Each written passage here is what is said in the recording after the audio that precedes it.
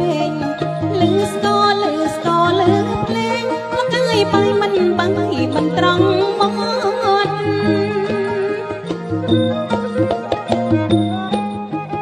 កូនទូចញ៉ឹងអើយម៉ែមួយលោកអើយវាព្រួយខ្លាំងគាត់កូនទូចញ៉ឹងអើយម៉ែមួយលោកអើយវាព្រួយខ្លាំងគាត់តែងខ្លួនទៅវត្តហើយអើយទៅលេងរំវងកូនម្ដាយអើយកុំចោលកូនអើយអើប៉ាំងហូលនឹងថាមួងកូនម្ដាយអើយកុំចោលកូនអើយអើប៉ាំងហូលនឹងថាមួងឆែកលើចុងគង់ទៅវត្តរំវងកូនណើខ្មាំងគេកូនទូចញ៉ឹងអើយកូនខ្ញុំលឺស្គរឡើងរងមិនងក់ងត់ទេ